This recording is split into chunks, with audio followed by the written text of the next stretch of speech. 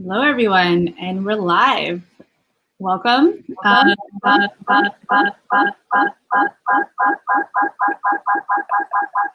Wow. Okay, so we've got some feedback all of a sudden.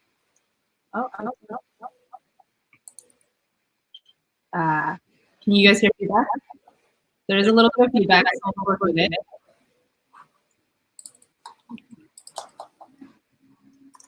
Caroline, maybe you can say something. Well, I think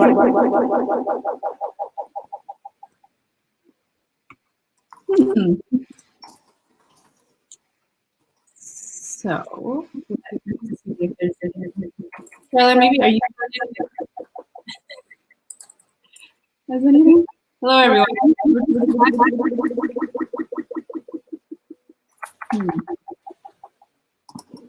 That's never happened before.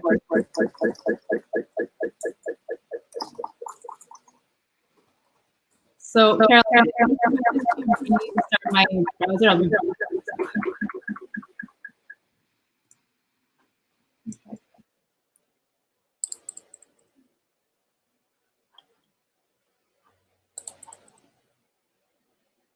I'm going to check it. Okay.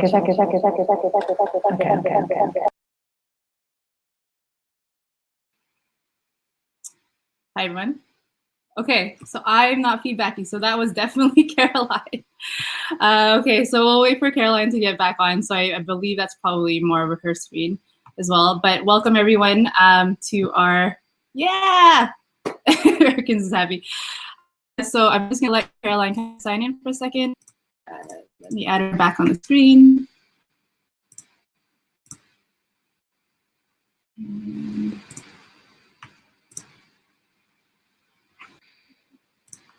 Hello again. Okay, so Caroline, we've deduced it. It's you. I have it. Oh, no. You're good. You're good. No. Oh, okay. I'm not feedback. Is that better? A little bit. Sorry, all. This wasn't the case in our green room.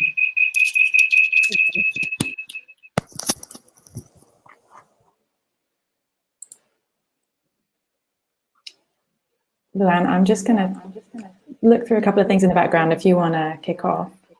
Yeah, it's possible. Maybe you might be logged in two accounts. If you accidentally logged in Spring's account and yours, that might be the case. So maybe if you log out, log back in.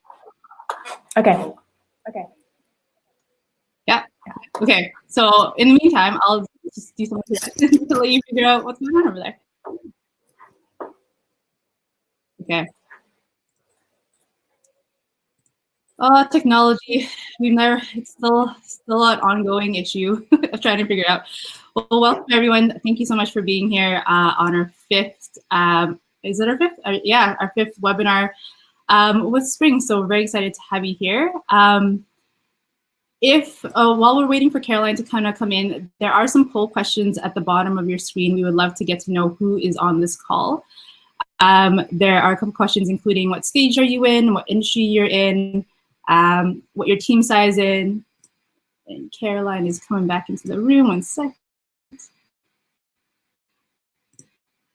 I seem to never have any issues. It's always either Keith or Caroline or someone else. So that's kind of interesting. Sec here. Caroline is accepted and connecting. While she's connecting there, we would also love to get to know who's in the room today. So if you could just pop in the chat your name, your company. I see a couple of familiar names that are popping up on the people list, but I would love to just say hi in the chat. Okay, I'm trying again. Welcome, Olsi. Welcome, Erkins. Panaria, I'm hoping that I'm saying that correctly. Catherine, welcome from London. London, Ontario, or London, England?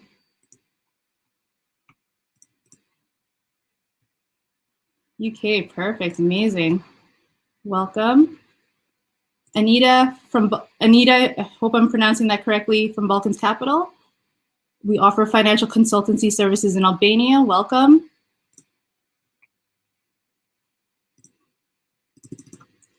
Let's see, connecting. So Caroline is connecting, and I'm gonna one more time to invite her back on screen.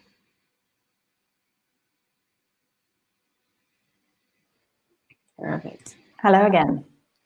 Yay! Okay, I fixed that. Apologies. I felt like I was like some mega rock star there. Yeah. So that was quite exciting for a moment. Yeah. Always with the technical. Oh, now I'm echoing. You know what? We're gonna go with it. I hope it's not too annoying. We'll just good. That way. I think we're good. So welcome. So like I mentioned, some people are still kind of trickling in here. We would love to get to know who is in the room. So there are a couple poll questions: what stage you're in, what industry you are in, your team size, and then there have been some great introductions in the chat here. Hi, Panaria, Albania. I'm starting my startup on e-commerce with having products. Perfect. And so, Panaria, we had a couple of emails going back and forth since our last session. So I would love to kind of chat on your example as well. So some really great learnings there. So today's session, we've actually had quite a bit of questions from our last sessions, which has been great. So we do have a function at the bottom here, and only if you guys are okay with it, there is a function to actually invite people on screen to have a conversation. And I will ask permission, of course. There's no pressure to get on screen, but if you wanted to come on board with us and have a kind of fireside chat and a conversation to talk about a specific example, that would be great. But again, I will only invite you on screen if you grant us permission. So what I'm gonna do first and foremost is share my screen. There we go. Just pop that right in here.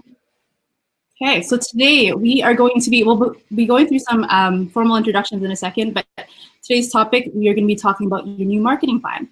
And so again, we would like to thank EU for Innovation. We just want to say a huge thank you for EU for Innovations, to Erkins for this series. There have been a lot of great learnings in the past few weeks and a lot of great learnings that will be coming up. So thank you so much for this. And then formal introductions of ourselves, of who's on the screen. So today, for those that don't know me, my name is Leanne Pelosa, and I am a program manager and facilitator here at Spring Activator in Vancouver. I help impact entrepreneurs through our global ecosystem building, through project leadership and program delivery. I am also an entrepreneur myself, and I currently run a women's direct-to-consumer brand via e-commerce and in-person across Canada.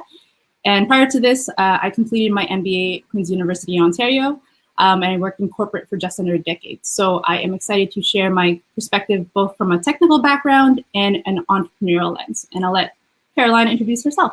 Fantastic. Hello all. Thanks for bearing with me. So I'm Caroline von Hirschberg, and I'm COO at Spring.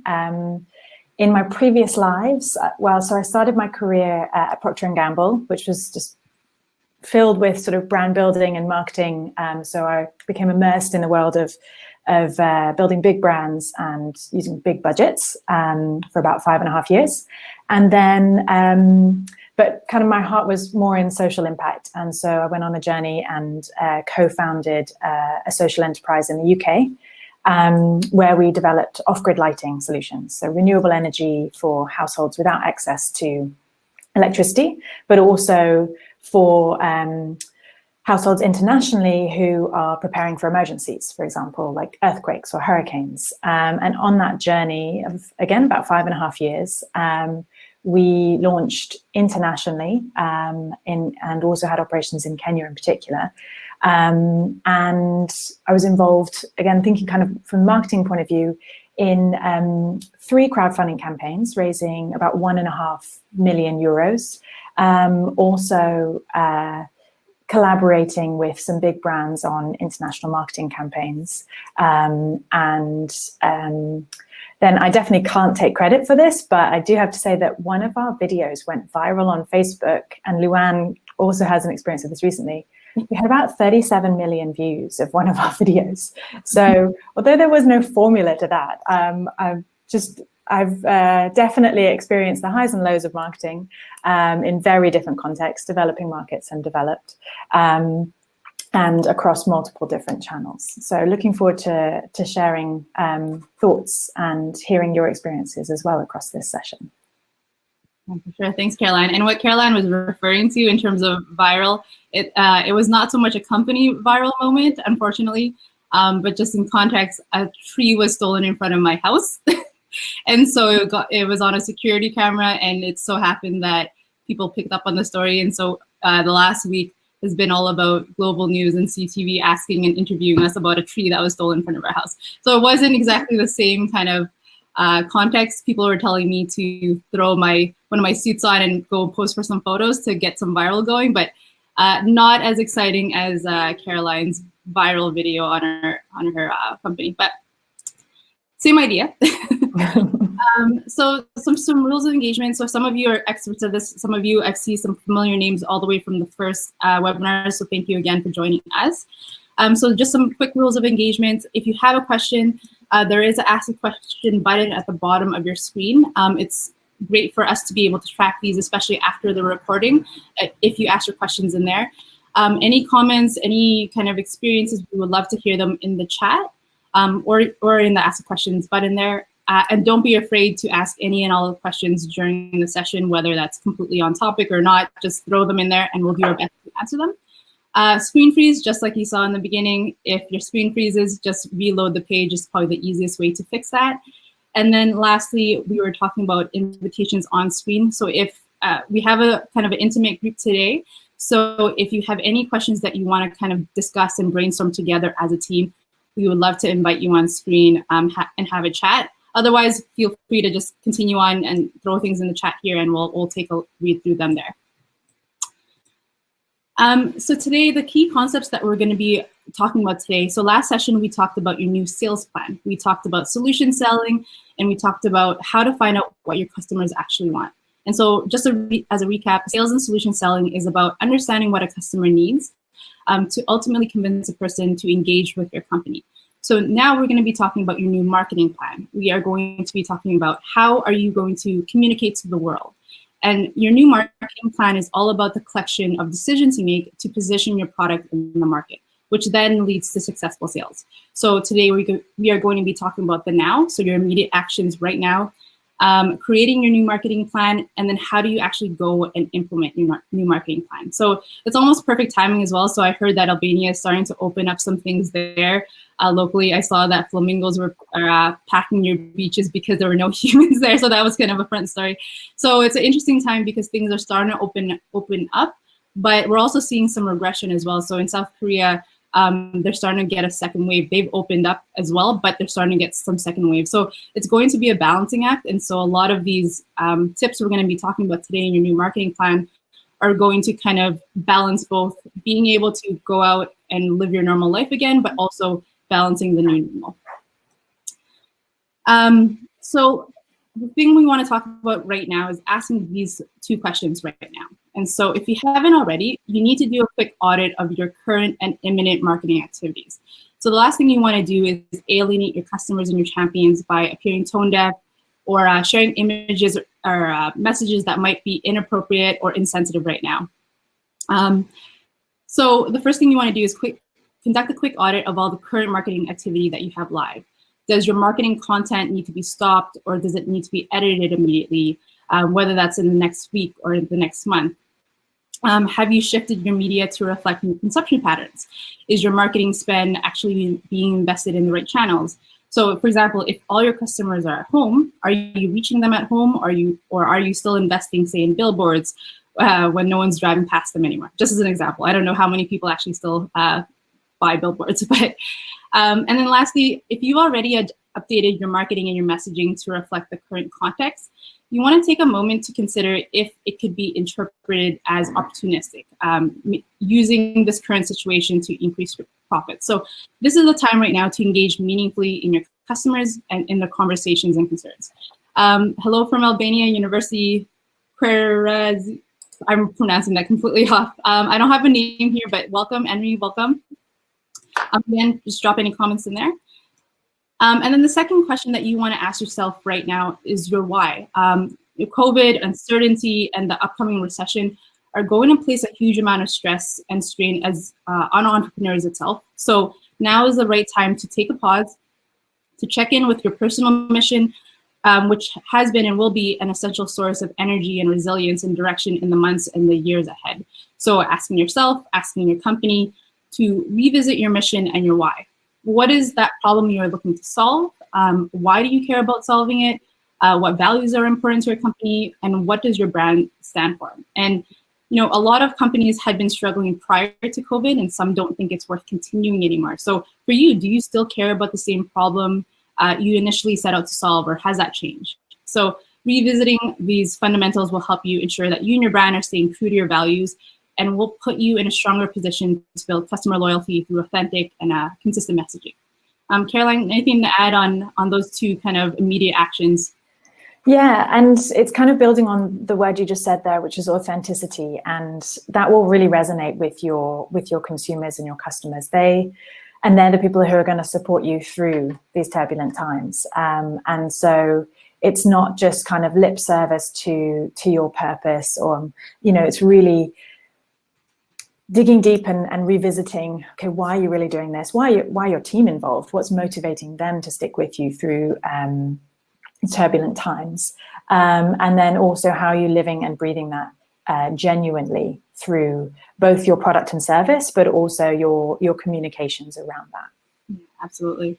And you don't need an elegant brand guidelines book or a brand manifesto to do this. You just need a pen and a paper and some time with you and your team members to reflect on these questions of why you are doing what you're doing. And even if you decide to pivot your strategy and create a new product or service, or focus on a different target market, all of these decisions need to be made with these questions in mind. And if it turns out that your passion is just not the same as it was before COVID, that's also okay. This is your time to figure that out. Eglantina just dropped in the comments, now we can think more about the triangle: customer satisfaction, company profit, and society. 100% Eglantina. And we're going to be talking about each of those points more in depth in the next upcoming slides. So keep throwing those comments in there. And so what I want to do really quickly here is do another poll. So we find that most people are in one of two camps. Either they are strategizing to make it through COVID until things return to what it was before, and then those that are pivoting into a completely new normal, and many things in their business will look different. So I'm just curious, we're just curious in this group, which camp you are in. So, and neither camp is right or wrong. It's about knowing which direction your marketing plan will go. So I'm just gonna quickly create this poll in here. So the first question is, which camp are you? And then the first answer is going to be waiting to go back to normal. You haven't really changed anything. You're just kind of waiting out the storm and then pivoting into a new normal. And so I just added that as a poll question. We would love to get some answers in there.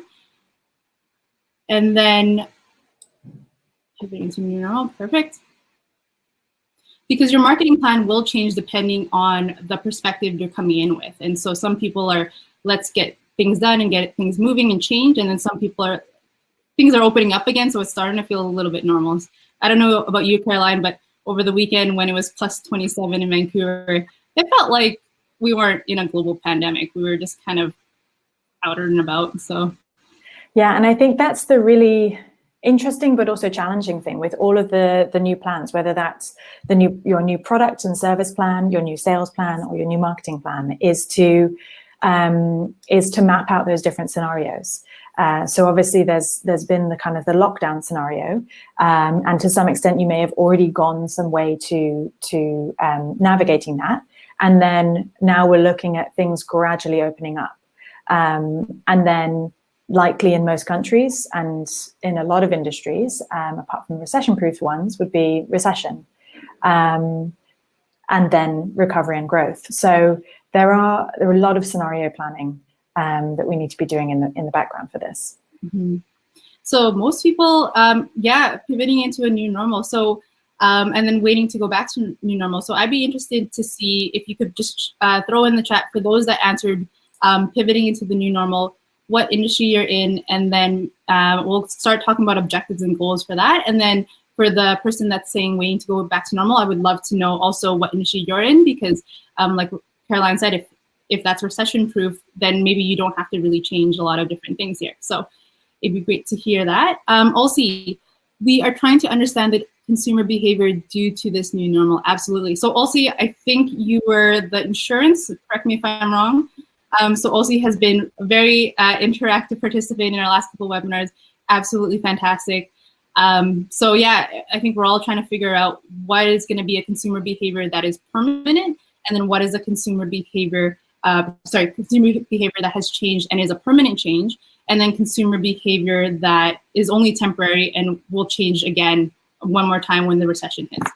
Oh, sorry, Elsie, you were the... Yeah, Elsie, if you're from Mondelez, then I imagine that you are awash with a lot of customer insights and consumer insights. Yeah, if it's anything like Procter & Gamble, yeah, we just were kind of bathing in so many different customer research and in-depth reporting on what the customers are doing. That said, there's a lot of unknown. So a lot of it is prediction going forward. Absolutely. So now I remember, Elsie, sorry about that. It was the chocolates, and we were talking about last session about how do we get people to buy more consumer products in that kind of scope, and we were talking about baking. So baking has been a huge thing right now and a huge change in behavior, and so could you make recipes, could you make videos, things like that, so that people associate putting chocolate bars and cookies and things like that. So thank you, Elsie and Erkins, for the reminder there. Okay, so let's get here. Milka, exactly. So just a reminder again, any questions, these sessions are completely for you guys.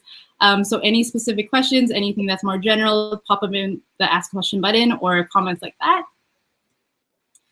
And so now we just talked about this kind of two immediate actions. So let's talk more about creating your new marketing plan, going and what are the steps to create a new marketing plan? So Caroline is going to walk us through a lot of these steps here.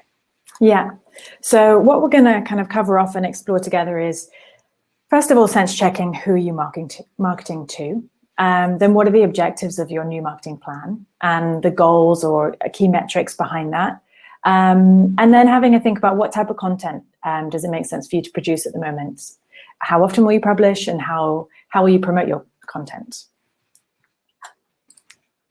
So going into that, let's look first at the customers, and this is probably something that we will have already shared a lot on. So if you could flick 2 slides, that'd be amazing. And it's relevant to all parts of your new plan, whether that's building up your new products and services, thinking about your new sales approach, but especially in your new marketing plan. So I think the first thing to do, if you haven't already, is to sense check how are your customers doing. Whether you are in FMCG, and that means like you have millions of customers in your country and are using some professional market research teams, or whether that's you running a coffee shop or a kayak rental. I'm just thinking of the local kayak rentals opening up this weekend. Checking in with those customers that are your loyal champions. See how they're doing, and then asking them, what do they need? Now, across this time, your customers' needs might have changed dramatically. And I don't know if Keith and Jamie have already mentioned in previous sessions, but there's a kind of the lipstick effect. So even in recession, people are still buying sort of little treats for themselves. So I definitely know that chocolate and wine purchases have gone up in my household. But it's really all about understanding how have their needs changed. And also you might recognize that your customer has changed. So a female entrepreneur that I was chatting to recently in Albania was saying that her service was online learning programs. And traditionally that was all for high school and university age students, but actually with the increased time that people have at home in the evenings rather than going out socializing, and also the number of people who have been either furloughed or laid off work, it means that actually her customer base has completely shifted to an adult market. So I think now it's really important that you take some time, whether it's phoning up those customers, emailing them, doing surveys, really digging into what they need, and understanding and building up a new avatar, or maybe multiple avatars, profiles of who your customers are. So that would include sort of their demographics, their purchasing habits, the types of media they consume. One tool that I find really useful for doing this is just creating a very simple user journey map.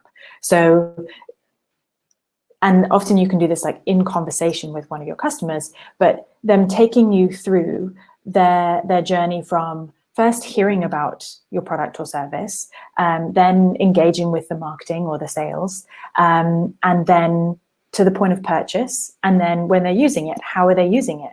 And then once they've used it, then that's the huge opportunity for them to be sort of champions and evangelists for your product. So to really understand what was that like pre-COVID and what is that like now, as well as projecting into the future, what could that be like as things start to open up.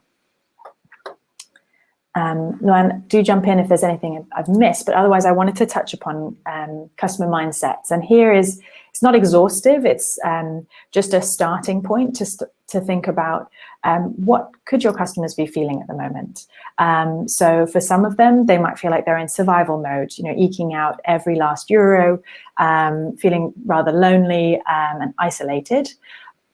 But on the other side, you might actually have customers who are loving the extra family time, the time that they've had to reconnect with their partners or with their children. Some might become extreme fitness fanatics, and all about kind of improving the house and doing those DIY pieces or the decor that they didn't get around to before, or investing in their kind of personal learning journey, as I mentioned with the previous example. So these are just some ideas of how people are responding emotionally, and it's not just one. They could be ticking multiple boxes here, but we'll share this after the session so that you can kind of have a think through how your customers have changed. Yeah, and just to add on Caroline's point there, your customers will be coming in with very different mindsets, like she mentioned. Some will be concerned more with survival.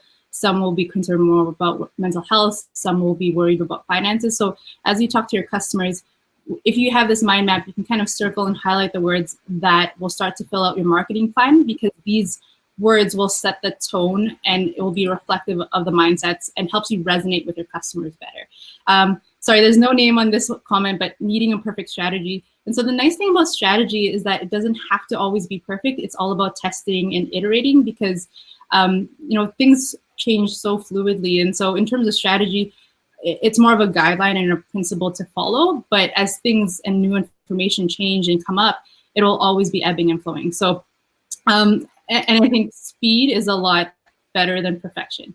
And probably, Caroline, you're about to say something, yeah? Yeah, so, well, yes, completely agree on terms of the iteration, testing, learning, and adapting your messaging or the channels that you're using. That said, going back to your why and your brand purpose, like that stays at the core. And so if that is consistent and authentic, then that will mean like, even if you're testing and iterating different execution approaches and messaging, there's still some level of consistency there. And so you're not kind of just sending your customers into a whirlwind of not really understanding what your proposition and your brand is all about. Really good point. Nervous, gain, and pain. Absolutely. It's all about testing what works and what doesn't, for sure. Yeah. Great. And so, I'd love to spend some time thinking about the objectives of your new marketing plan. And this is really around focusing on the big picture, what you are wanting to accomplish with your marketing. So if part of your new plan is launching a new product or kind of new features, then maybe one of your big objectives is improving awareness of this and demand around your new products. Or it could be around increasing the lead quality. So by quality, that's I suppose the percentage of people who are coming into your marketing funnel who are actually converting into sales. Then you might also be thinking about how do you reduce the cost or time of acquiring a new customer. So for some products and services, that might be your role in terms of marketing, training around the product or more information up front, so that when people, when you're focusing your sales efforts, people are already well equipped to have understood what your product and service is offering, maybe already evaluated it versus a competitor product. and be able to make a decision more quickly. Another big goal that you might be considering, objective, is increased brand awareness, or perhaps positive product reviews. Maybe you've had fantastic customer loyalty and you know that people love your product or service, but before COVID, you didn't really take the time to then translate that and ask those customers for reviews. Well, now more than ever, people want to know that they want to invest in something that's trusted, and they want to know where they're spending money is going to be of good value, especially people who are maybe more financially restricted if they've been affected income-wise by COVID and the lockdown. So, and I'm just going to flag here that traffic alone to your website or on your social media pages is not a marketing objective in itself. It needs to be driving sales. So I'd love to kind of take a pause now and really put the question out to you, which is, what are your top 3 objectives for your marketing at the moment? Our anonymous chat. All I see is an icon and no name, but grow up. So I assume growing up meaning scaling up in revenue, and then objectives of good quality. So good quality is interesting because it is subjective, generally subjective, in the sense that how do you go and communicate good quality? And that probably goes back to what Caroline was talking about in terms of positive product reviews. And that's more of a qualitative metric for a lot of the time. So having good product reviews, good stories, good case studies. Exactly, yeah. So yes, so those are great ways to show what quality could be for you if there is no numerical scale to attach quality with a review. Eglantina says, the human mind black box. Can you elaborate a little bit? Very cryptic. So actually, Eglantina and Keith, they seem to be on the same brainwave in terms of references that a lot of people don't know. So Eglantina is full of great little tidbits. So I'm very curious to see what you mean. It is a matrix that can help. Interesting. Eglantina, if you have a resource or an external link that you can link in the chat, it is a matrix that can help in this new market. Yeah, Eglantina, if you have a resource or a link to an external resource, could you put that in the chat? We would love to see that. I haven't personally seen that. Caro, have you? No, that sounds intriguing. Yeah. So Eglantina, I feel like she's doing her MBA right now, and she probably has, I think, a sociology background or something along those lines. But I feel like Eglantina is full of psychology and some human mind information on business. So I love that. But yes, if you could put that as a resource in there, we would love to. Fantastic. That. Okay, well, maybe as we move on to the next section around goals, you might have also some more suggestions in terms of what you're already thinking about in terms of how you're going to measure the success and do that objectively as you go. So in terms of goals, this obviously helps you define success. And if you move to the next slide, I've shared a couple of examples. So that could be 25 new sales leads. It could be 10% of your visitors to your website are actually purchasing. It could be around the number of new email newsletters signed up to, or the positive customer reviews I mentioned. It could actually be around reducing how many people drop off in your sales funnel online, especially if you're kind of using e-commerce.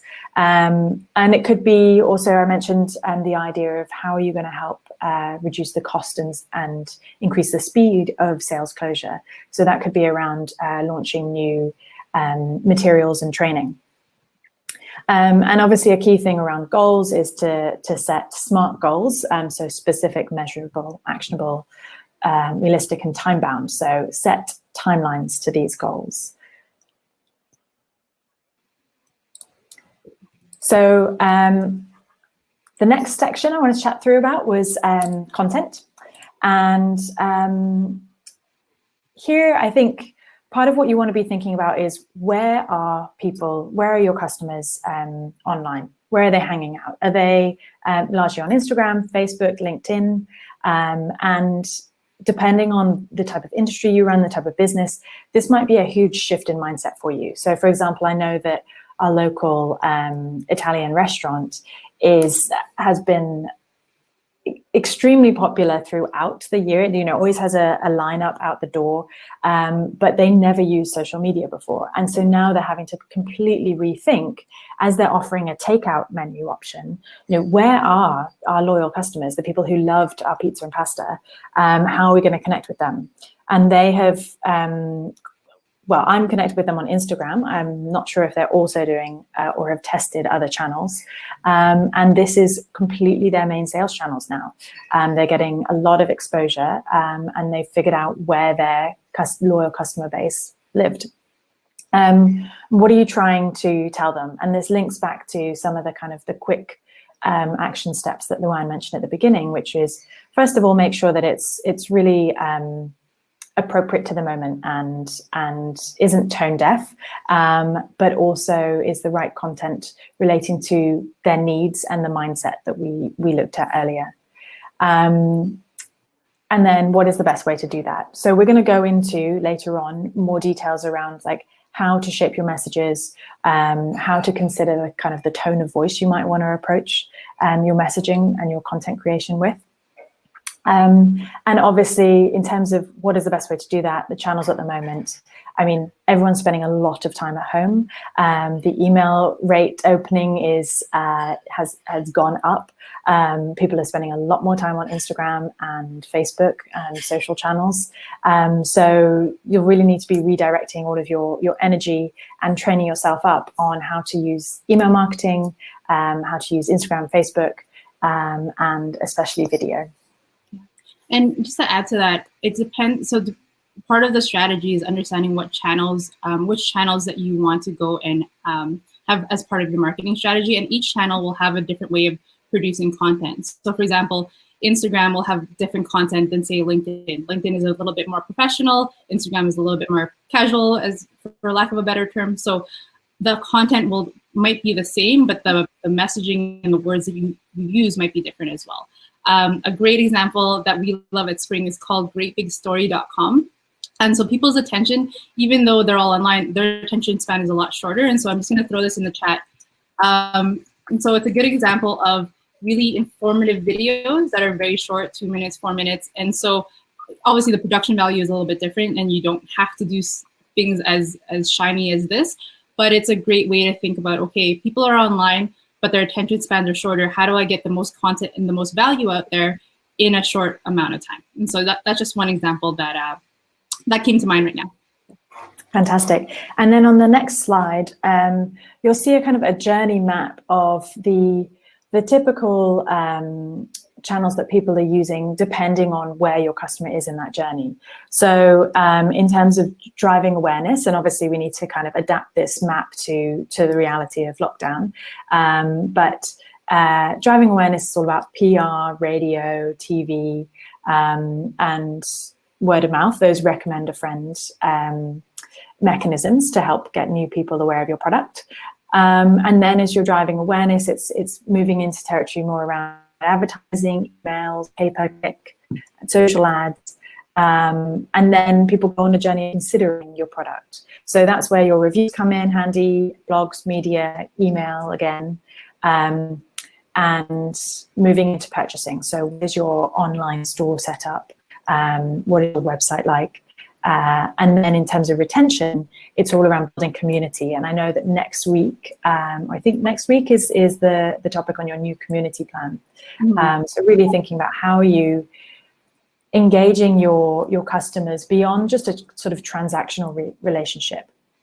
Are you creating a community? And does it make sense for you and your brand to create a community that actually lives beyond you? You know, the sign of a really successful community is when you can step out of it and you're not sort of monitoring it and constantly feeding it with news and updates, but that the conversation lasts, even if you're not in it all the time. And yeah, how else are you retaining? Sorry, go for it. Caroline, your video's off. I'm not sure if that's on your side or. Oh, can you still hear me though? I can still hear you. Yeah, you're just FYI, your video is off. Oh, that's so weird. No Sorry worries. about that. I can still see it. I'm going to keep talking and then I'll hand over to Luann. Another element is your customer service, FAQs, and how are you supporting your customers through using that, using your product or service. And then, as I mentioned before, turning your customers into evangelists and advocates for your product or service. And your video is back on. Very weird. Panaria, I really hope I'm saying that name right. I hope you don't mind, but I'm going to kind of throw you in as an example here. So Panaria and I have been kind of going back and forth via email since our last session. So, oh, perfect. Thank you, Eglantina. So that is the Human Mind Black Box link. Take a look at that. It's a link to create an idea, a construct of psychology to explain the unexplained, which go in 4 steps. Okay, so Eglantina is going and summarizing that for us. Thank you so much for that. I'm going to take a look at that right after this webinar. Holy, that is a lot of steps. Buyers, marketing, buyer characteristics, decision process, buyer's response. Perfect. Okay, so I'm going to use this as no, that's great. Absolutely fantastic. So I'm going to take a look at that and read that after. So I'm very interested in this. Thank you so much. No sorries at all, Eglantina. This is perfect. So Panaria, so I hope you don't mind. I'm going to use yours as an example. So like we mentioned in our last sessions, if you want specific help on any of the topics that we're going to be going through in the last couple of weeks, or anything that we're going to be doing in the next coming weeks, feel free to reach out to us by email, through LinkedIn. Panaria did that. And so we've been going back and forth on her marketing strategy and her sales strategy. And so Panaria does craft or handmade products. And so she's going to go and try to sell those out into the regional market, but also globally. And so we are going back and forth in terms of what are the channels and what are the best channels to go and do that. And so it's a handmade product. And so she's connecting her handmade artisans with kind of like what Caroline was saying, some people have never used e-commerce or have never used social media before. And so a lot of those handmade artisans have not used technology in that fashion before to sell their product. So traditionally, it'd be trade fairs, trade shows, very much in-person, one-on-one, which you can't do right now. And so Panaria's solution to that is to be kind of the platform to go and sell and connect those handmade artisans with the rest of the world, or with the rest of the region. And so we've been going back and forth on what channels are best. And so one of the things we talked about was she wanted to talk about having those products in the Albanian embassies across the globe. And so I think that's a great infrastructure play, but at the same time, do people go to Albanian embassies to go buy, souvenirs, or do they go there more for, I need help with something at an embassy? And so we've kind of been brainstorming about what makes sense, where are her customers, where are they actually living, and then what channels best to go and find them. And so we talked about e-commerce. So e-commerce makes a lot of sense, because if you're looking for souvenirs or different connections, if I want to go find someone in Albania, me in Vancouver, we're going to be looking online. We aren't necessarily going to the Albanian embassy here in Canada to do that, right? And so it's a great example of having an assumption, having a thought about where your customers might be, and then kind of working with it with another person, or kind of working on that with your team and saying, well, maybe this doesn't make sense, but this does. And so it doesn't have to be a perfect strategy like we talked about, but essentially her vision is to get these artisans' products out to the market. And then the strategy of how to go do that will change depending on numerous amount of things. So that was just a great example, Panaria. If you have anything to add, please add that in the chat, or if you want to come on screen, let us know. But if you had any other additional kind of comments or questions about that, please throw that in the chat for our group. Okay, fantastic. And so once you've started to think through your content plan and where you're going to be sharing that content, what platforms, obviously the next step is to think about the schedule. So how often are you going to be publishing your content? And this is where, really it's all about testing and learning. And the beauty of a lot of these social media platforms is that you can use the analytics. And in fact, you might even feel overwhelmed by how many ways you can analyze the data. So there it's all about picking the key metrics that are relevant to your product or service, and watching out for what people can call vanity metrics. So just like I mentioned before, traffic is not what you should be measuring only. You should be thinking through, okay, great, we've driven more people to our website, but then what does that journey look like then? Have we increased the conversion rate to then and make people purchase at the end, or have we increased the click-through on our adverts? So so as you're thinking through your schedule, like how often are you going to be testing? You don't want to be bombarding your customers too much. And again, if you're going into paid adverts, then you can specify different customer groups and kind of do A/B testing, which is really useful.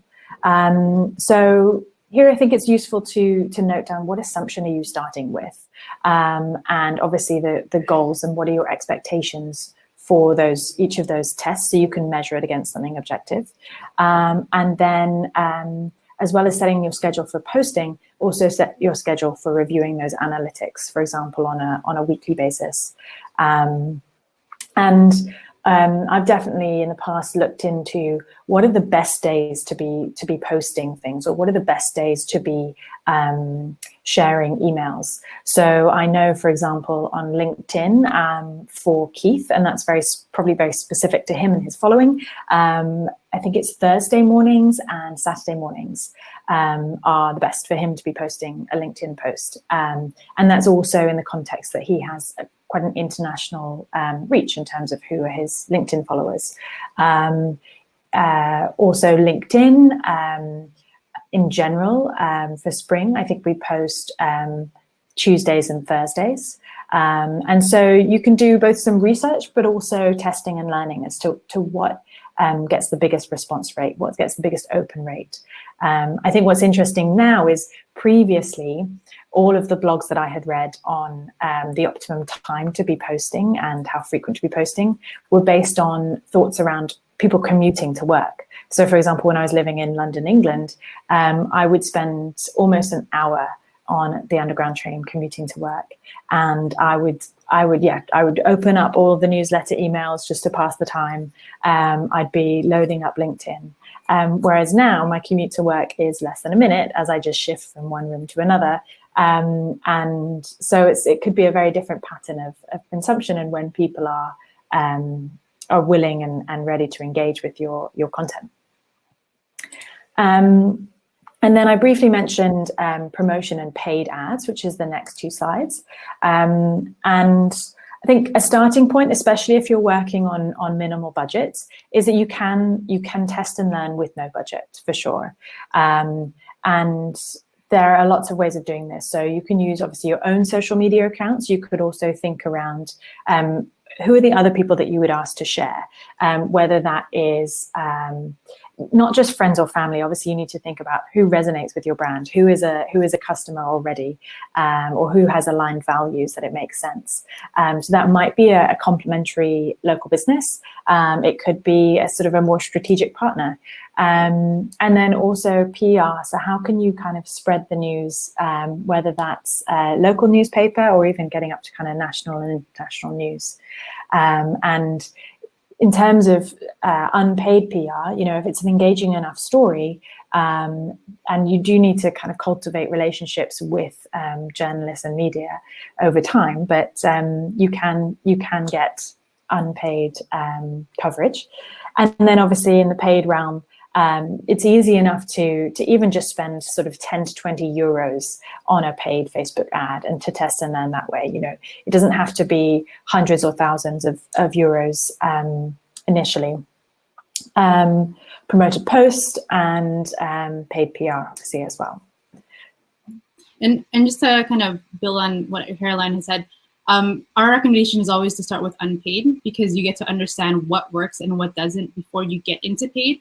And actually, for my company specifically, as a women's suiting company, we actually get more traction with the unpaid. And the reason why is, I don't know if you've ever scrolled through Instagram or Facebook or LinkedIn, as soon as you know it's a paid ad, it almost loses its interest because you know it's an ad. And so actually our engagement is a lot higher with the more organic. And so we've tried and tested a couple of Google ads and things like that. But even in a Google search ad, if you see at the top of the bar, there are companies that come up at the top, but as soon as you see ad, you probably scroll to more of the results. It's just human nature going, I don't want to be sold to. So try as much as you can to go through the avenues that are unpaid, because I feel like, you know, those will take longer for some people, but the engagement will be a lot more quality than it is with, I'm at the top of the screen, but at the same time, no one goes and clicks. So just a word of caution there. Mm-hmm. Absolutely. Yeah. And you may choose to make that investment instead in like, you know, automated emails and a good CRM if email marketing is really appropriate for your product or service. Great. So just a couple comments here. So Irvis has shared his company website, Fed Invest, so everyone can kind of go and check that out. Irvis, I just had a question for you. What is your biggest challenge right now, and how can the group help? So if you want to put that in, ask a question, or in the chat, we'll try to kind of brainstorm together. And this is what I love. So Panaria has added in the chat. She's an Albanian store that sells handmade products, and they want to supply them with our products, and they'll be packaged with a QR code. Eglantina, so she's kind of put in the chat, handmade artisans. It depends what is bringing as an added value. Probably a new way to reach a new market is to create a brand website. So completely agree, especially I think everyone's cornerstone now, it's not a retail location, it's more of a website. And so if you don't have a website, a simple landing page, a simple landing page on Squarespace, on Shopify, on WordPress, they're all relatively cheap and some of them are free. So that's a great start. Yeah, Panaria, our web name is Albanian Artisans, so it's all about Albanian Artisans brand, so absolutely. So keep throwing in, if you have a suggestion for any of these companies that we're talking about, throw them in the chat, and it's a great way to learn from your peers. Yeah. And then on the next slide is just a kind of a template to help you start thinking about your new marketing plan. And I'd probably add here scenarios, thinking through scenarios. So let's just kind of go through what's on here. It's the questions we just covered. So who are you marketing to? Note that down, you know, who was it before, and then how has that changed? What are your objectives? What are your goals? So what are those specific, measurable, actionable, action-oriented, realistic, and time-bound goals that you have behind your marketing objectives? What content are you going to be using? And also think about how to prioritize it. And to state the obvious here, but it is good to have a mixture of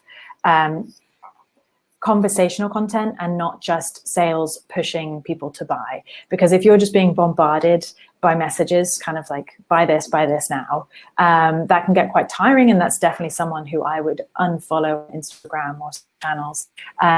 Whereas actually part of this is around building a conversation and a community, and especially around that kind of authentic purpose that we talked about at the beginning. So make sure you're mapping out your content plan and thinking about how I actually adding value to my customers. And we will go into that in a bit more detail as well. What's your schedule, and then how are you going to go about promoting it? Yeah, and so for this template, as you can see, it's just a simple template. It's a spreadsheet that you can kind of just go and throw your ideas in. It doesn't have to be a big brand strategy. It doesn't have to be a big marketing brand voice that a lot of people talk about. It's a simple schedule, a simple strategy to help you guide your ideas. So again, if you have any questions, please use the ask question button in the chat. I love the conversation that's been going on. So maybe Caroline, if you don't have anything else on that, and okay. So now that you understand your marketing plan, now we're going to talk about how to actually go and run it and how to actually go and execute it. So the first half, we talked about your immediate actions, what you need to do right now. We've talked about creating and what you need to create in your new marketing plan. And then now we're going to spend the last little bit talking about implementation. And implementation, whatever tactics, whatever channels, whatever activities that you decide for your new marketing plan, there are some overarching rules or guiding principles that we want to follow. You want to be helpful, you want to be human, you want to be generous, and you want to be available. And then always, of course, always be listening to your customer. And so in our first step, in terms of being helpful, you want to be able to focus on your customers' real needs. And so you did a great job first finding out what your customers need. So now you want to build your plans based on the real needs being shared with your customers. And then continuing to ask questions like, how can we help? How can we show up? What do you need from us? And then be small and mindful. And so if you're feeling overwhelmed or concerned about potential investment of time, of money, needed for marketing, be assured that being helpful doesn't have to mean a grand gesture or a complete transformation of your operations. It could be as simple as curating useful resources and sharing those with your customers. We talked about that in the last session of being the person that curates different resources and information for your customers. It could be allocating specific store hours for vulnerable people to shop. So here in Vancouver, the grocery stores have allocated the times of 7 a.m. to, I believe, 9 a.m., where people that are over a certain age, or if they are working as nurses and doctors, they're allowed to shop those hours, and then the rest of the public has to wait till 9. So not a big change in their operations, but just, it's a grand gesture that really is all about putting up signage. And then another example could be providing more home delivery options. So being more open to delivering in different ways. So you want to ask yourself, what can you easily and quickly do for your customers that shows care? And then lastly, actions speak louder than words. So going and doing. What actions can you do today that are authentic and within your capabilities? And it could be you're using your office for different reasons, machinery, or other things to help support key industries. So for example, Parallel 49, I'm sure Erkins knows who these guys are. So it's a brewery locally in Vancouver. And so they've produced or started producing hand sanitizer. So this is a little bit of a bigger gesture because it is changing their operations, but they're using their existing infrastructure to help build sanitizer. Many clothing companies, they've shifted some operations to create masks. So my company, Suit, has started selling masks and providing custom masks to other companies. So my supply chain is still exactly the same. It's just now we're creating a different product. I just want to jump in there because I really love the comment, and I don't know if it's visible on this, but on the side of this Instagram post, one of their followers has said, "Great company that I've always respected. You've just reached a new level. Thanks for being leaders." Mm-hmm. And so, yeah, you just get that sort of extra layer of support and dedication and in making these small but powerful movements. Erkin says Steam Whistle is better. Rival beer. We should check out what Steam Whistle are doing then. What they're all about. There you go. It could be a better beer, but what are they doing with their marketing right now, Erkins? We have a little bit of a rivalry of best beer and craft breweries here, so that is not a surprising comment. Another great example, and what Caroline was saying in terms of just comments. So London Drugs here, if you're not familiar, they are a local dry goods retailer, and they have a pharmacy which has remained open throughout the lockdown. And so what they've been doing is dedicating shelf space to small local businesses who have had to stay closed. And so for them, London Drugs, so you see some of these comments, so amazing that you're doing this, how Canadian, I love it. Brilliant example of we're all in this together. And so they're allocating shelf space that costs money for other big brands, but they're giving it to the smaller local brands to make sure that their products are still being sold. So some of these initiatives cost very little to the brands, but have a significant positive response from current customers and new customers. And if we're going to pause here, if you have any examples of similar instances of companies maybe being helpful in Albania, we would love to hear them. Just pop them in the chat. And otherwise, so we have a saying here at Spring, don't try to look good, be good. So even as you do these helpful or acts of good gesture, you want to make sure you're still staying true to your brand, still being authentic, your tone of voice, your competencies, just be as authentic as you help. The second point we want to talk about is being human. So now is not the time to automate. If you are testing things and seeing what works and what doesn't, feel free to also communicate this with your customers. You can still keep a customer's trust when you admit vulnerability, and be transparent in your journey. Tell them that you're testing and seeing how things go. And sometimes you might even gain more of their trust and respect by doing so. This is also the time to show empathy. It's also the time to show compassion with your customers, but also your customers and society at large, but also with how you're treating your team and working with your stakeholders in your supply chain. So how are you helping them navigate these uncertain times? How can you support the partners in your supply chain? How are you able to support your smaller and local suppliers in particular? So I don't know, I was thinking of maybe not bring this up because it's a little bit more of a negative light, but Everlane, I don't know if people have heard of Everlane. So they are a company that's touted as, CSR, CSI initiatives, they're doing great for the world, but they're running into a little bit of some issues right now because they've furloughed a lot of their staff because of the unionization. And so I don't know too much about it, but it's a great example of they've been known as a really good company in terms of wanting to do good for the world, being transparent and open, but the way they've responded to their employees during this time of crisis essentially has not shown them in the best light. So I'm gonna just stick them in the chat, and it's more of a negative example, but it's a good example of how it can go the other way if you don't show care and show attention to your employees. And that's especially true in the fast fashion world as well. So Everlane does have amazing credentials in terms of the sustainability of its supply chain, but yeah, a lot of the fast fashion retailers were being called out for just leaving their supply chain in the lurch, not paying for orders that had been placed, and ultimately then having a huge ripple effect on a lot of garment workers in Bangladesh in particular.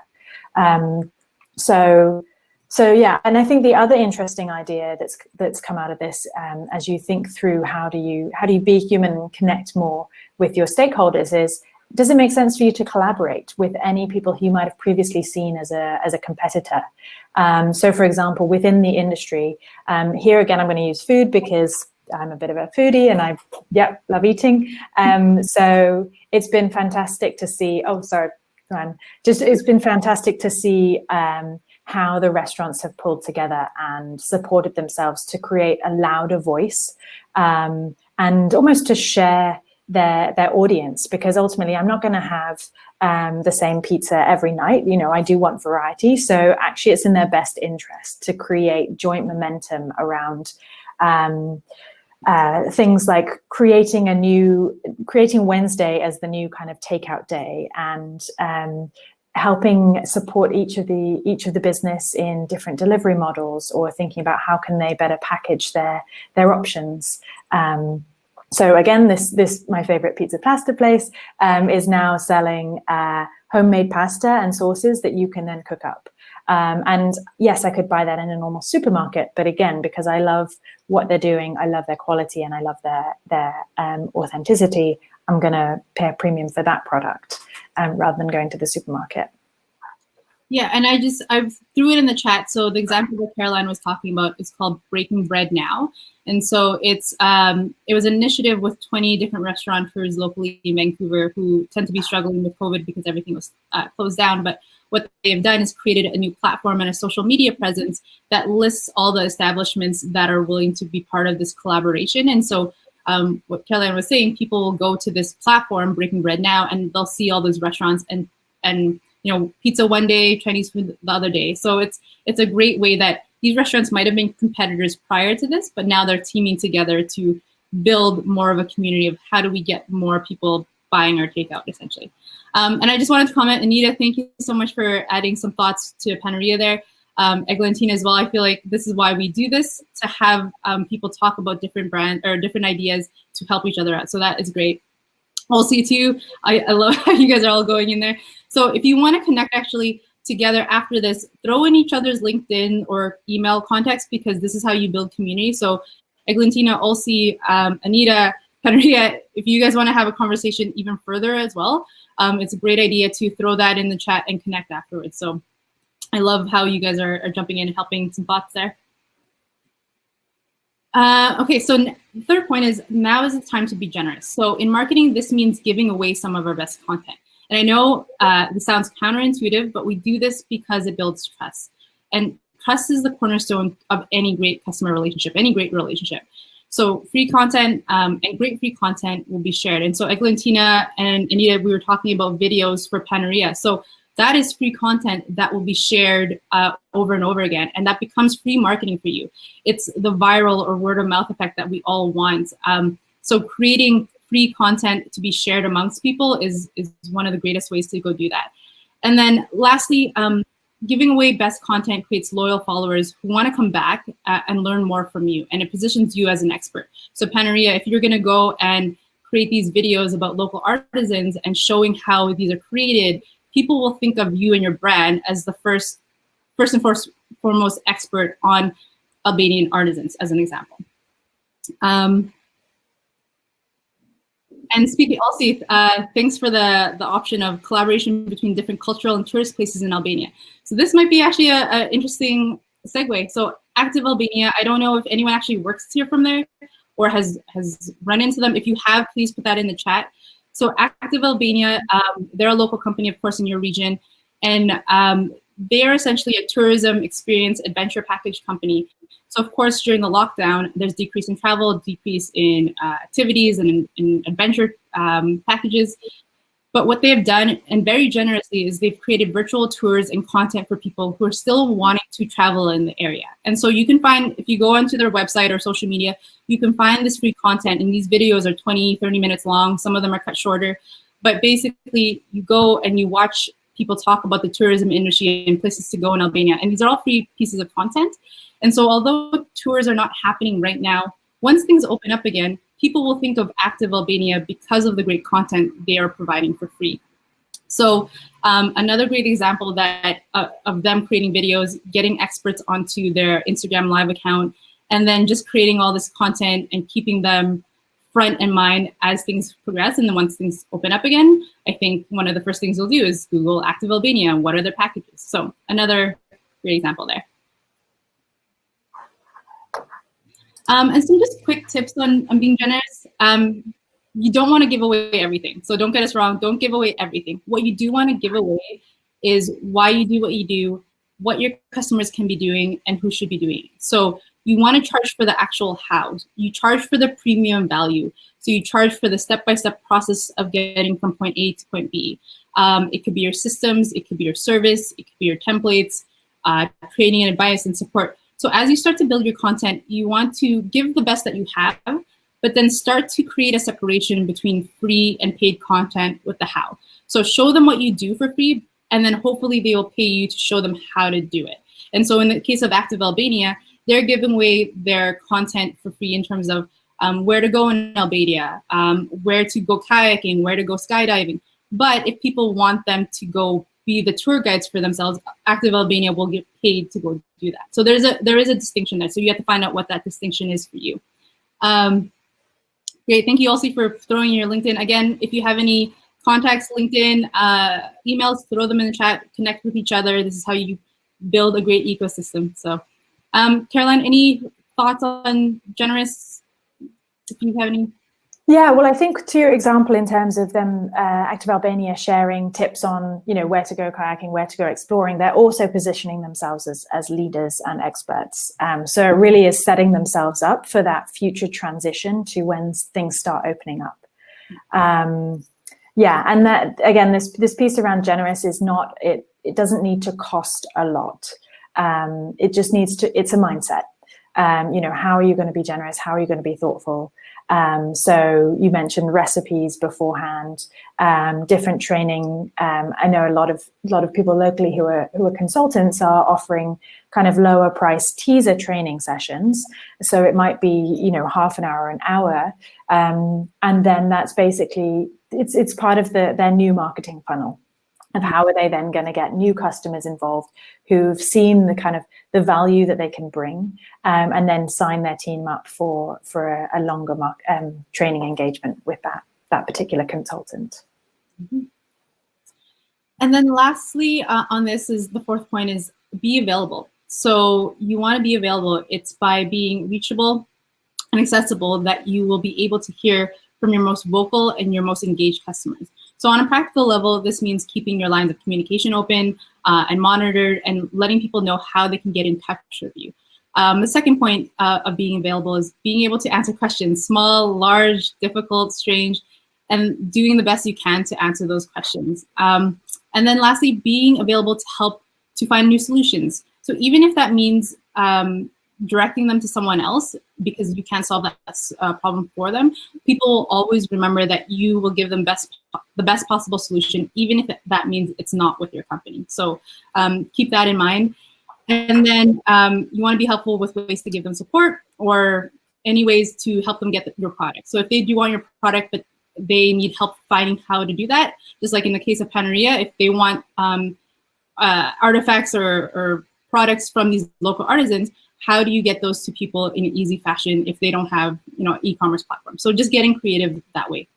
And I'm just going to jump in there, because in terms of like why this is important, and the three things that came to mind is, especially when COVID first hit and lockdown happened, and there was just an extreme amount of uncertainty. It just felt like a bit of a whirlwind here. And actually the brands that weren't putting time and resources into their helplines or putting up FAQs and links that worked created a lot of customer frustration, mistrust, probably lost customers. I know that Luan will never go with Expedia again. And so there's a sort of a risk mitigation dimension to this. But then also, if we think on the positive side, by being available, whereas some of your competition might not be, you are the ones who are also going to get the sale and build that trust and loyalty. And if we think about supermarkets and supply chains at the moment, there are a lot of products that are having troubles with their supply chain. So if your product is available, then people are going to be switching to that. And then that's amazing in terms of driving trial, and then they could in turn become repeat and loyal customers. Mm-hmm. So both very much on a sort of a practical level of supply chain availability, but also on the emotional level of support and availability is really important for your sales and growth. Yeah, and so Caroline hit a nerve that I almost forgot about in this point. So Expedia, I was actually supposed to go to Albania and Kosovo in beginning of March to go meet with a bunch of different partners that we work with this spring.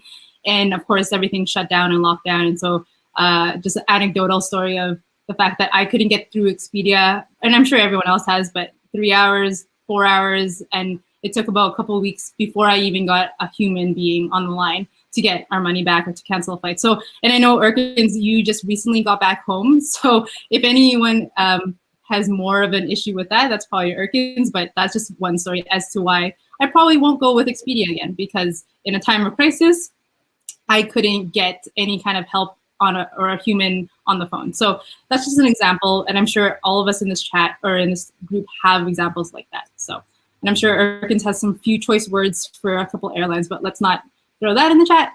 So ultimately what we are saying, so you have your roadmap from earlier, but how you implement is really about treating your customers as you want to be treated. So if you take that approach, ultimately you will be authentic, which means you'll build trust, and then ultimately create success in your marketing plan.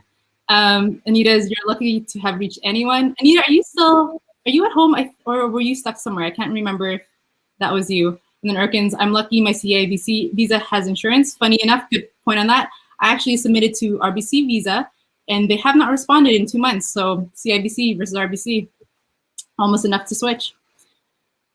So we're gonna pause here. If there are any questions, any experiences that you wanna kind of put in the chat, ask a question, whatever it is, we'll give it a second here.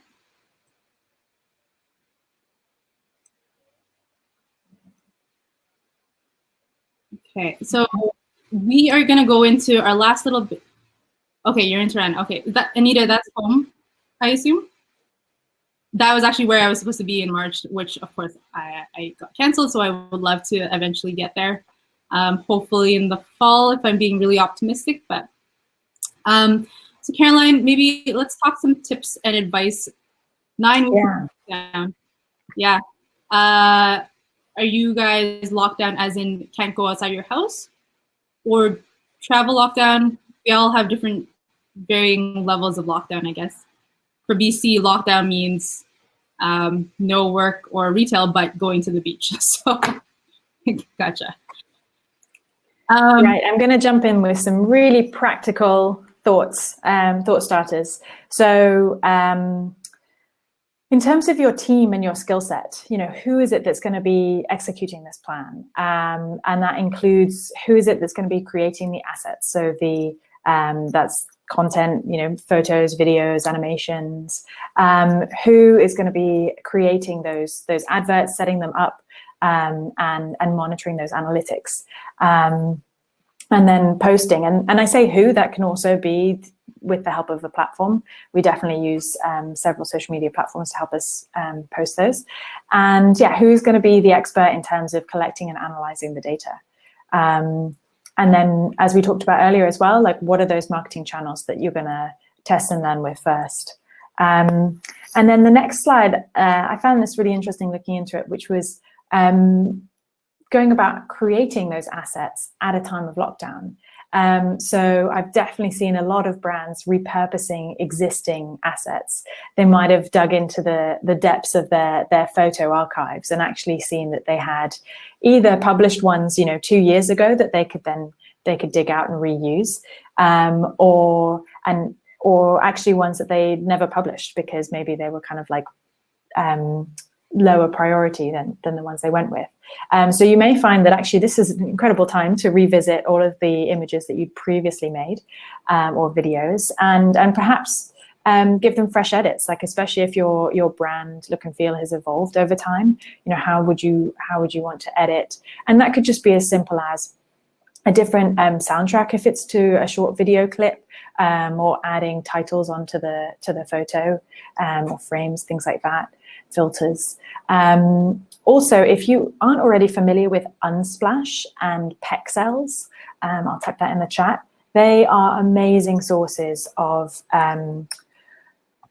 free to use images. So obviously it's fantastic if you give credit to the photographer and the artist who are creating those.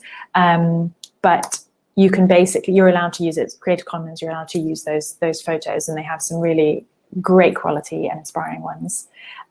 Also, I know that people, and especially big brands, have switched their investment from creating new photos and videos, which are harder in kind of social distancing scenarios, to switching to animation, CGI, CAD, so computer-aided design, and illustration.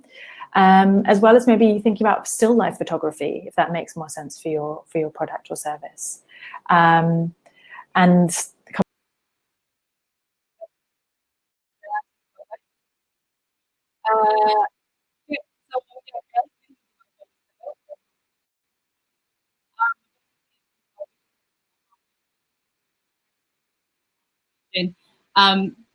You get back on? Sorry, so I just disappear for dramatic effect. Okay, so I was just finished one thought and then get back into it. So one of the things is, you also want to ask yourself, do you have to create all the marketing materials yourself, or can your marketing assets be created through collaboration?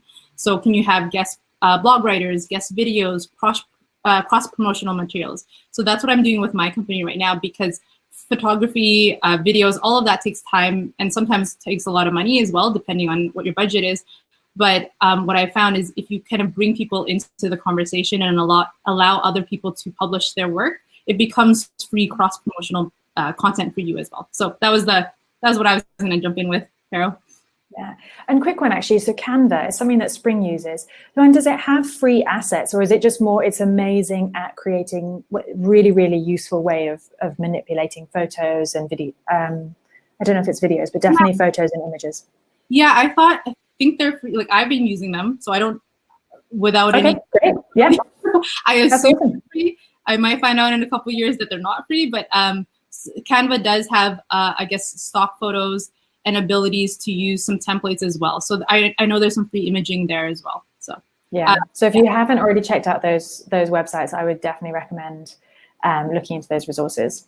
Yeah, and so actually on that point, if I don't have a photo or a video that I can post or show on LinkedIn that day, I'll just use text and some sort of words or something like that. So it can be as simple as creating a logo and an image and an inspirational quote or something like that. So it doesn't always have to be high fidelity photos, high fidelity videos. So yeah, cool. And then I just wanted to share a quick case study, which is from The Body Shop. So I appreciate, a huge international brand with a lot of budget. But I think actually what they've done here is really simple, low cost, and also captures a lot of the previous conversation that we've been having around how do you make sure that you're really relevant at the moment, and how do you talk to your customers and your supporter base with compassion, how do you show humanity as a brand, and also that you're listening, that you're being helpful, that you're being generous, and most of all that you're acting rather than just talking. And this is also a campaign that Body Shop has shared across their sister brands. So it also has Avon, Aesop, and Natura sharing the same campaign. And then in terms of channels that it's chosen to use, it's obviously focusing on at-home media channels, so Facebook and Instagram in particular. And I think the final thing that resonated with this campaign is that it stays true to the values and the previous communications that they had. So it doesn't suddenly feel like a tobacco company trying to be all warm and caring about domestic abuse. Body Shop has been living and breathing several of these values before.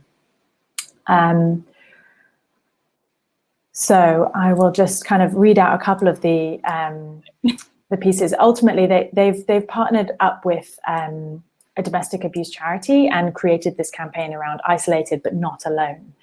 So they're raising awareness of the problem with their customer base by saying, it affects almost 1 in 3 people, and ultimately highlighting the partnership with this not-for-profit that they're supporting, and using their brand reach and their viewership, if you like, how many people are listening to them on their social channels, to share the messages of this not-for-profit in terms of how people can support women and girls against domestic abuse. Mm-hmm. And this is another great example of, you don't need a lot of resources to go do this. So if you have people or regional partners in Albania that are doing something interesting, like another nonprofit, it's as simple as picking up the phone or sending an email and saying, how can we help? And that goes back to that open communication we keep talking about. That's how so there's a company called Dress for Success Vancouver here in Vancouver. And so their number one goal is to help women with their careers. And so that's something that very resonates with my company. And so I picked up the phone, reached out to them, asked them what they needed help with. And so now we have a potential campaign that's coming out to do with the masks and to do with the fact that I can produce them, but they also have a new branding strategy to help women get through this time, because 67% of the women, or 60% of the unemployment rate is women right now in Canada, because they're the biggest part-time frontline kind of workers. And so that was an example for me that I didn't have to put any money into it. It just involved me picking up the phone, asking them what they needed help with. So I'm sure there's partners in Albania that are probably looking for other companies like yourselves to partner up with as well, because they're probably needing some help in other ways. So again, go back to your customer, go back to your people, have a conversation, be human, and pick up that phone. So, okay. So if this is any other rally cry, your time is now. So it's all about speed, getting there. Any other questions, comments, anything specific? Throw that in the chat. We have about a few minutes left here. Any other comments or questions, just throw them in there. So today we finished your key concepts. We figured out what your immediate actions are today, how to create your new marketing plan, and then how to implement. And so there's a lot of content that we've gone through today. In the bottom of your screen, there's a click here for resources and recording. So everything that we've talked about, including the deck, including the recording, including how to connect with Caroline and I, are going to be in that document. So click on there. It's very easy to find all the resources rather than going back through the chat. Upcoming webinars. So next week is your new community plan. So we have Sophie Bajold. So she's our community manager at Spring. 17 years, I believe, of community engagement and building. And so she's going to be digging deep into that with Jamie. And then May 26th, we're going to be talking about raising money in a recession. So as a lot of you are entrepreneurs, how do you go and raise capital, especially right now? And so that will be Mari and Keith, I believe. And then June 2nd, we'll be talking about investing in uncertain times. So how to go and invest during this just interesting, I was going to say crisis, but I feel like with everything kind of opening up again, it's kind of, it's a little bit of a different feel. So a lot more optimistic than the word crisis for me. So if you have any other questions, feel free to connect with Caroline and I via LinkedIn. Our profiles are in that document.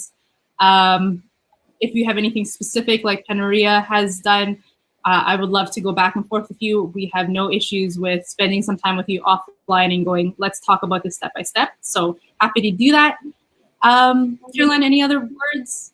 No, it's just been a pleasure chatting to you, and thank you for sharing your thoughts and comments. I'd love to hear sort of examples of brands that are inspiring you at the moment in how they're approaching and pivoting to this new normal, and how they really show and have brought to life their sort of values and why through this time. I think, I've forgotten who it was at the beginning, but who said, like, this is the perfect opportunity, and it's the right opportunity to think beyond just pure profit. And it's crazy to think that just before COVID kicked off, actually a lot of the news was talking about climate change. It was talking about Greta and the marches. And so I think that that combined with the resurgence of nature, the clean air, the lack of air travel and pollution that causes, I think it's a really interesting time for all of us to take stock and to be able to think about resetting our brand and how we want to go about pivoting our products and services to live our values more going forward. That was me accidentally clicking on Eglantina's the black box mine. I'm very excited to dig into that. So amazing. Yeah, so if anyone has anything further needed from us, please connect with us via any of these channels. And yeah, I think I'm going to be spending my morning going and doing that. So I'll disappear for a little bit. So again, thank you so much for coming online with us. We know that we have a lot of webinars all around the world right now, so we really appreciate you taking the time to spend it with us. Again, thank you to EU for Innovation. Thank you to Erkins for going and getting everyone into this room. So if no one has any other thoughts or questions, we will end it there and we'll see you next week. So thank you. Wonderful. Thanks all. Take care.